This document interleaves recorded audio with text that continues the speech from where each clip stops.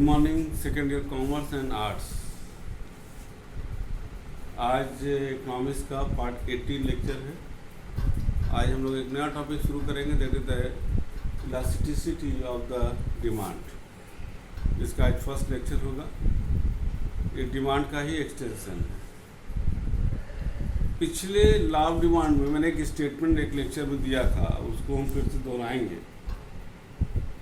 The law of demand indicates only the direction of change and not the magnitude of the change in demand. Further, there is no proportional relationship between the price and demand. इसका मतलब मैंने उसमें बताया था, फिर से explain करेंगे कि लॉ ऑफ डिमांड ओनली क्या बताता है, डायरेक्शन ऑफ चेंज, कितना परिवर्तन होगा, डायरेक्शन किस दिशा में होगा, कितना परिवर्तन होगा ये नहीं बताता। डायरेक्शन ऑफ चेंज का मतलब किस दिशा में होगा डायरेक्शन। जैसे गाड़ी चलाओ तो आप कहोगे दाएं मुड़ना है कि बाएं मुड़ना है, दैट इज द डायरेक्शन। और जब इसमें लिखा है not the magnitude of change, यानी कि ये नहीं बताना है कि कितने अंश पर आपको मुड़ना है, कितना मुड़ना है, ये नहीं बताता। आपको बताना है कि दाएं कि बाएं। उसी the same thing is here कि डायरेक्शन मतलब होता है कि किस दिशा में चेंज होगा। मैग्नीट्यूड ये बताता है कि कितना चेंज होगा। ये लॉ ऑफ डिमांड है, ठीक है ना। तो लॉ ऑफ डिमांड के अंतर्गत हम लोगों ने डायरेक्शन पढ़ा, लेकिन हमको ये भी जानना है कितना बदलेगा, that is the magnitude of the change. And this magnitude of change we come to know in chapter elasticity of demand. Elasticity of demand ये बताता है कि अगर कोई चीज़ चेंज हो रहा है तो प्राइस और जो proportionate relationship law of demand नहीं बताता है, लेकिन इलास्टिसिटी ऑफ डिमांड बताता है वो प्रोपोर्शनेट रिलेशनशिप जो प्राइस की वजह से जो डिमांड में चेंज आ रहा है वो ये बताता है। यानी कि अगर देखा जाए तो elasticity of demand response indicate the responsiveness of one variable to change in the another variable. For example, when variable x respond to a change in the variable y variable, it is x is said to be the elastic. कितना change आ रहा है। Alfred Marshall, the famous economist of England, was the first economist who developed the concept of the price elasticity of demand as the ratio of the relative change in quantity demanded to a relative change in the price. Price में कितना change हो रहा है और उसके वजह से demand में कितना चेंज हो रहा है। तो अब दो चैप्टर जो हमारा डिमांड का हो गया है, एक law of demand which indicate the direction and the elasticity of the demand which indicate the magnitude of the demand, कितना चेंज होगा। ये इस चैप्टर का मेन आपका धार है, ठीक है। अक्सर होता क्या है, देखिए पहले बात इलास्टिसिटी का मतलब हम लोग अब थोड़ा सा एक टेक्निकल से हट के एक नॉर्मल भाषा में समझें। इलास्टिसिटी का मतलब होता है कि जैसे प्राइस में चेंज आया तो उसमें डिमांड में, सपोज कर लीजिए केला है, केला 20 रुपये दर्जन है या 40 रुपये, सपोज करिए 40 रुपये दर्जन है। आज आप मार्केट में गए तो 20 रुपये दर्जन हो गया, तो आप कितना ले लोगे? बहुत होगा, 1 दर्जन लेते थे, 1.5 दर्जन लोगे, इससे ज़्यादा नहीं लोगे ड्यू टू सम रीज़न जो हम लोग आगे क्लास में लेंगे। तो वो चेंज कितना आ रहा है कि नहीं आ रहा है, ज़्यादा आ रहा है कि कम आ रहा है, ये 5 समझना है कि नहीं चेंज। अगर एकदम नहीं है तो एक अलग कॉन्सेप्ट है, बहुत ज़्यादा चेंज है तो वो अलग कॉन्सेप्ट है, एकदम चेंज नहीं आ रहा है तो एक अलग कॉन्सेप्ट है। तो वो प्राइस के वजह से जो डिमांड में चेंज आ रहा है, that is the elasticity of demand, जिसको हम लोग यहाँ पर अब हम लोग देखेंगे। इस चेंज ऑफ डिमांड को हम लोग 5 भागों में बांटेंगे। ध्यान देना 5, और उसको बहुत ध्यान से समझना तो इलास्टिसिटी ऑफ डिमांड क्लियर हो जाएगा। हम 5 ग्राफ यहां बनाने जा रहे हैं, ठीक है। 5 ग्राफ।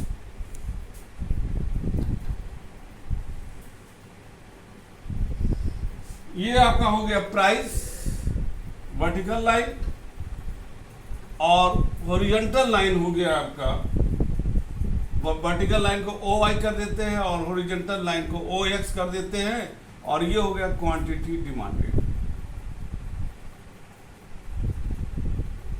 ठीक है, क्वांटिटी डिमांडेड। इसमें आपका अभी हम एक्सप्लेन करेंगे, पहले हम ग्राफ बना ले रहे हैं। ये इसको ये टी मतलब इलास्टिक डिमांड का ये आपका ग्राफ हो गया, और इसको हम लोग लिखेंगे E D, elasticity of demand is equal to 0। ये आपका फर्स्ट हो गया, जिसको हम लोग कहेंगे परफेक्टली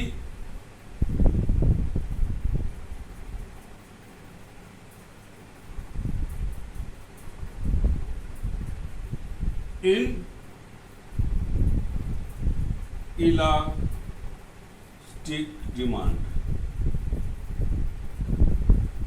सेकंड, ये पहला हो गया। सेकंड हम आपको बना दे रहे हैं, अब हम प्राइस और क्वांटिटी डिमांडेड नहीं लिखेंगे, सारा वो एक्स वाई और ये सब वही चलेगा, बार बार हम नहीं लिखेंगे। अब यहां पर आ जाइए, ये आपका हो गया, और दूसरा ये और ये हो गया, ठीक है। अगर हम लोग इसको जोड़ते हैं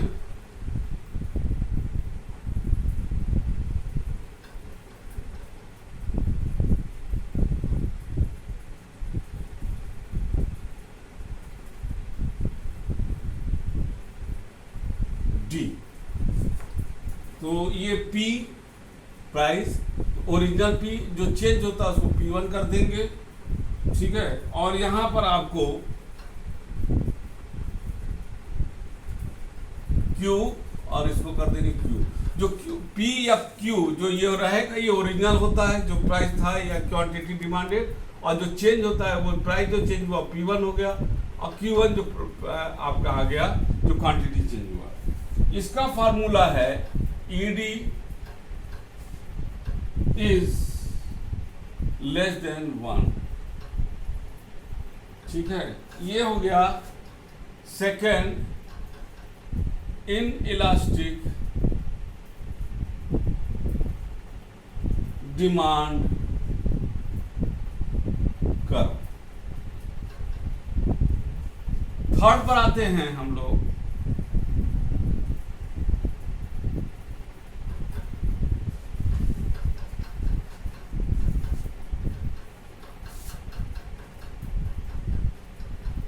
पी क्यू, जितना प्राइस में चेंज उतना क्वांटिटी में चेंज, Q1 P1, इसका जो ग्राफ बन रहा है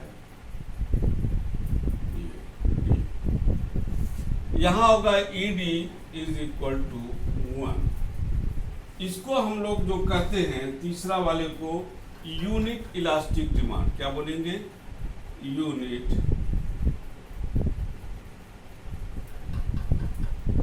इलास्टिक डिमांड। ये थर्ड था। चौथा पर आइए आप,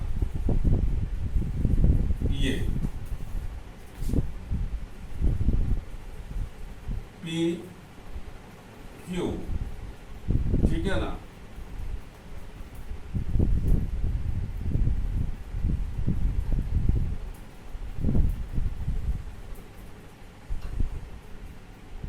Q1 P1,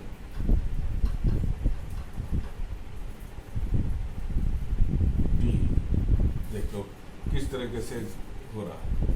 इसको हम लोग जो ये चौथा रहेगा, चौथे को हम लोग बोलेंगे इलास्टिक डिमांड। क्या बोलेंगे, इलास्टिक डिमांड। इसको दूसरा भी नाम से बुलाते हैं, वो है रिलेटिवली इलास्टिक डिमांड। इसमें है ED इज मोर देन 1। ये 4 हो गया। पांचवा हम लोग बनाएंगे, ये आपका ये प्राइस हो गया आपका, ठीक है। ये प्राइस और ये हो गया, ये पांचवा है। पांचवा इसमें है आपका ED is equal to infinite. ये डिमांड कर्व है इंफिनिट, और इसको कहते हैं परफेक्टली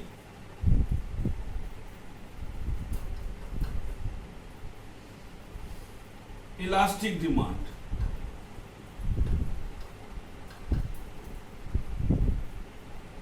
डिमांड कर्व ये पांचवा था। अब हम एलोबरेट कर रहे हैं पांचों का। पहला था elasticity of demand 0, price vertical line O Y is the price O X, इस सब में यही रहेगा। अब यहां पर क्या है, ये जो है perfectly in elastic demand, price में आपका किसी भी प्रकार का चेंज हो, ध्यान देना, when the quantity demanded does not change at all as a result of the change in the price of the commodity, price में कुछ भी चेंज हो, डिमांड में कुछ भी चेंज नहीं हो रहा है, प्राइस यहां से यहां डिमांड वही है। इलास्टिसिटी ऑफ डिमांड 0, एक्चुअल में ये होता नहीं है, क्योंकि हर सामान में एक कुछ ना कुछ इलास्टिक होता है। आप देखो ये ऐसे सीधे बन रहा है, डिमांड का भी सीधे बन रहा है। ये हो गया परफेक्टली इन इलास्टिक डिमांड। अब यहां पर आए, मैंने बताया P is the original price, price और क्वांटिटी, अगर P प्राइस था तो क्वांटिटी Q ये था। प्राइस में जो ज्यादा चेंजेस हो रहा, प्राइस बहुत तेजी ज्यादा गिरा, लेकिन क्वांटिटी डिमांडेड कम है, देखिए ग्राफ।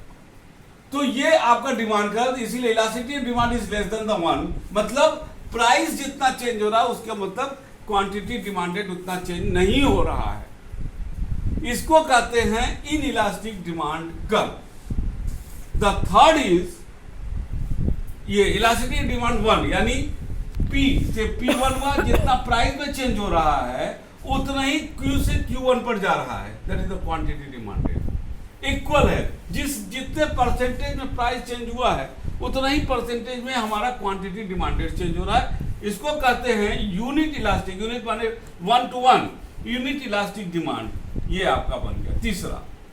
चौथा है कि तुम देखो प्राइस में P से P1 प्राइस में बहुत कम चेंजेस हुआ, लेकिन डिमांड ज्यादा चेंज हो गया, है ना। इसीलिए elasticity demand is 1 more than 1, 1 price की वजह से होता है। प्राइस इलास्टिक जो प्राइस है वो 1 अगर था तो उससे ज्यादा आपका चेंजेस आ गया इलास्टिसिटी ऑफ डिमांड में, इसको कहते हैं इलास्टिक डिमांड, ये हो गया।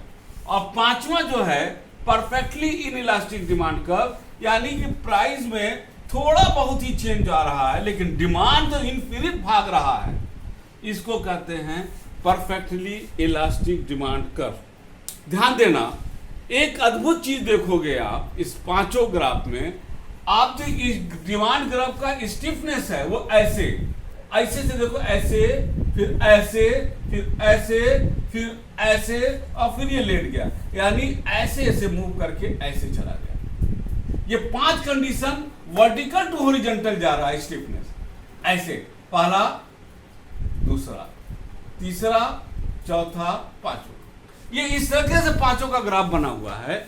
ये आपका इलास्टिसिटी ऑफ डिमांड है। किसमें हम एक एग्जाम्पल लें आपका, जैसे मान लीजिए ये इस पे ले, प्राइस में बहुत चेंज आया, डिमांड में उतना नहीं। जैसे आप केला लेने गए, जनरली ये पेरिसेबल नेचर ऑफ गुड्स के लिए होता है। आप केला लेने गए, केला जो है 50 रुपया था, आज 20 रुपया हो गया, तो कितना परसेंट गिरा? अगर 50 का दिया जाए तो आपका 60% केले का भाव गिर गया। लेकिन 60% गिरा आपका, 50 से 30 आ गया। क्या आप केला 2-4 दर्जन खरीद लोगे? अगर आप केला 1 दर्जन खरीदते हो तो बहुत होगा 1.5 दर्जन खरीद लोगे, उतना नहीं खरीदोगे जितना प्राइस में चेंज हुआ। क्यों? क्योंकि वो खराब हो सकता है। तो जनरली जो ये तो हाइपोथेटिकल है, ये पेरिसेबल नेचर, यानी कि ऐसे सामान के लिए ये डिमांड कर्व होता है जिसका लाइफ कम होता है, जैसे केला हो गया और भी चीजें होती हैं उसको। ये तो बराबर का है। और यहां पर क्या आ रहा है, ये जैसे पेरिसेबल नेचर है तो ड्यूरेबल नेचर गुड्स का है। यहां पर देखो प्राइस में बहुत स्लाइटली चेंज हुआ, लेकिन डिमांड ज्यादा चेंज हो गया। क्यों? जैसे फॉर एग्जांपल सोना चांदी होता है। सोना चांदी अगर 30,000 40,000 भरी था, आज 36,000 हो गया, 10% गिरा। लेकिन अगर सोना 1 किलो बिकता था, आज 1.5 किलो बिक गया, यानी कि 10% प्राइस घटा तो आपका 50% उसका डिमांड बढ़ गया।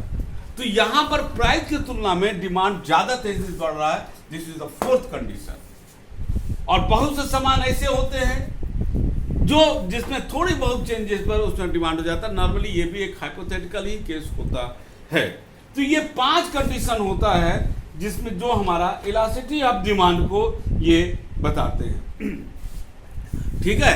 तो इलास्टिसिटी ये 5 कंडीशन होते हैं, अब इसके आधार पर तो ये 5 अलग अलग सामान के आपके सामानों के ये दाम अपना होते हैं, ठीक है ना। अब आगे के क्लास में हम जो बताएंगे, आगे के क्लास में जो हम बताएंगे उसमें हम बताएंगे ये कंडीशन के वो कौन कौन से फैक्टर हैं जो इलास्टिसिटी ऑफ डिमांड को हमारे अफेक्ट करते हैं। तो ये 5 कंडीशन बेटा याद रखिएगा। पहला, परफेक्टली इनइलास्टिक वर्टिकल, यानी कि स्टिफनेस, देखना ये याद रखना दिमाग में, ऐसे ऐसे ऐसे ऐसे करके ये लास्ट पे आ जाएगा। Perfectly vertical, perfectly inelastic. Inelastic demand perfectly हट गया, इनइलास्टिक थोड़ा सा इसे सेकंड, जिसमें ये elasticity of demand is less than 1 unit, एकदम बीच में 90 अंश के कोण पर। इलास्टिक डिमांड 4th कंडीशन ऐसे, और टोटल परफेक्टली इलास्टिक डिमांड एकदम लेट या हॉरिजॉन्टल। ये 5 कंडीशन है, और ये पांचों कंडीशन आपका शो करता है अलग अलग सामानों पर, जो आता है कि हर सामान एक ही नेचर का नहीं होता, और हर सामान अलग अलग आपका वो क्या कहते हैं इलास्टिक शो करता है कि प्राइस चेंजेस की वजह से कितना रिस्पॉन्स में चेंजेस आ रहा है। आगे के हम क्लास में हम अध्ययन करेंगे कि वो कौन कौन से फैक्टर हैं जो हमारे प्राइस के चेंजेस की वजह से जो डिमांड में चेंजेस ला रहे हैं, ठीक है ना। तो आगे क्लास में मिलते हैं जिसमें हम लोग अध्ययन करेंगे factor affecting the elasticity of demand. तब तक के लिए good day and good bye, ठीक है।